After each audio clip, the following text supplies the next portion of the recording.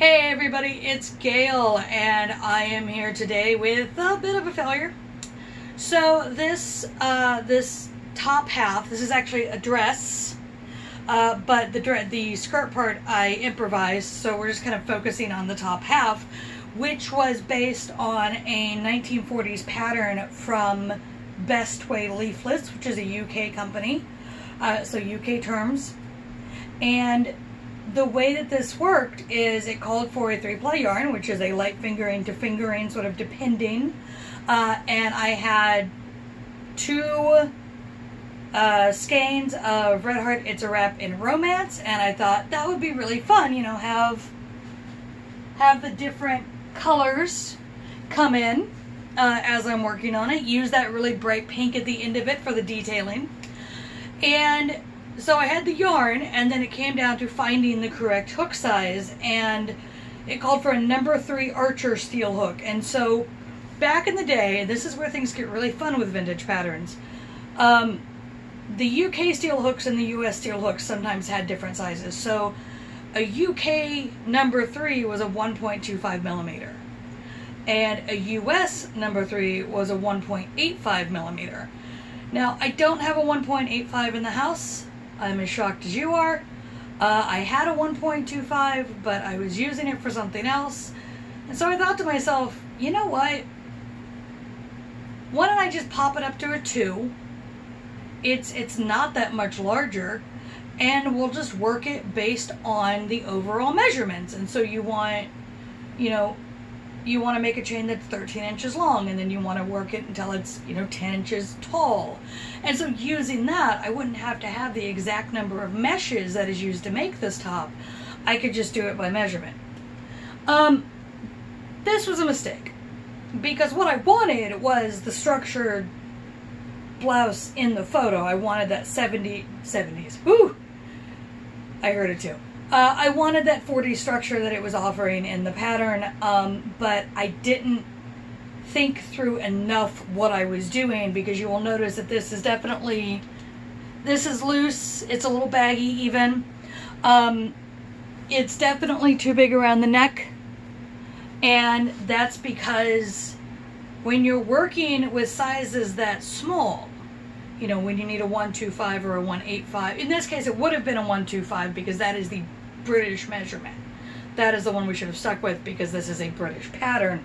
But having no real ability to picture how size differs in general, my brain went, oh, it's only 0.75 millimeter difference. That's nothing. That's everything. Okay, this is a case of that is everything. Because working this on a 2 millimeter, I had a lot less meshes to work with, which that in itself wasn't a problem, but also this is what happens when you go, 3 hook sizes up from what you need. I think we've all probably done this with a heavier weight yarn where you use a larger hook because you're worried about gauge, or you just want to relax your hands, and then what ends up happening is that you get something that is kind of much floppier than you intended. And that's what happened. It's very floppy. And you will notice I did not put the sleeves on, and the reason for that is because by the time I had gotten to this point, I went, oh, I should make this a shirtwaist dress. That would be adorable. And then by the time I got to about, this point, I was really fucking tired of making a dress, because the yarn is tiny, and I was on a small hook, and I've been doing a lot of stuff on a lot of small hooks, and I'm like, I'm not making the sleeves.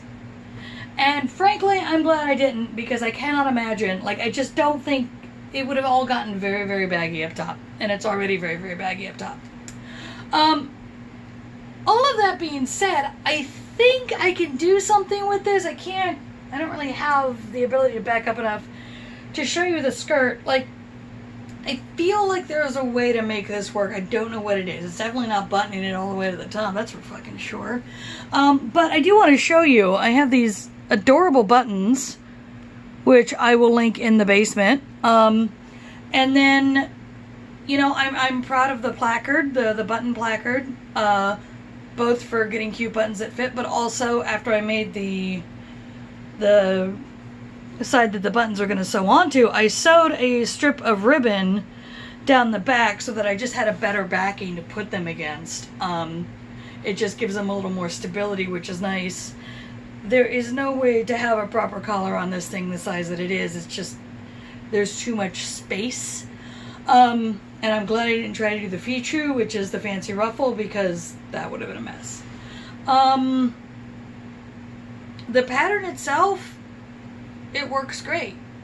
I think also if I had gone in and made the meshes slightly smaller, each one, because these are built to the exact, it's 5 chains, skip, work a single crochet, 5 chains, skip, etc. And like, as you can see, like, the meshes themselves look great. They're very clean. It comes up real nice. But because it's a larger hook, and in this case, even though it's a very small hook, it's a very large change to the size of the meshes, and that's part of what's causing this. The original meshes would be, you know, almost a millimeter smaller, and you can see from this versus the pattern photo what a difference that would make. You know, I think that's pretty much it on this one. Like I said, you know, it was unfortunately a bit of a failure, but these happen. You know, sometimes you get adventurous and you find out, you find by doing what you shouldn't have done, which is this 101. But if you've got that 1.25 millimeter hook, or you do something like, I think if you took a loop out of every mesh, so instead of doing 5 chains, you would do 4 chains. That would also shrink it down a little bit if you were working on a slightly larger hook. So those would be my suggestions. Either, I don't know, follow the pattern, or remember that when you're working on something like this, even if you go up what feels like a little bit, it is a lot for what you're working on. Yeah, I think that wraps it up with this one today. If all else fails and I decide I just don't know what to do with this, at least I have really cute buttons. So there you go. Alright, as always, if you enjoy what I do here, please like, subscribe, share, tell your friends, all that fun stuff. I update about every 10 days, so I will see you in 10 days.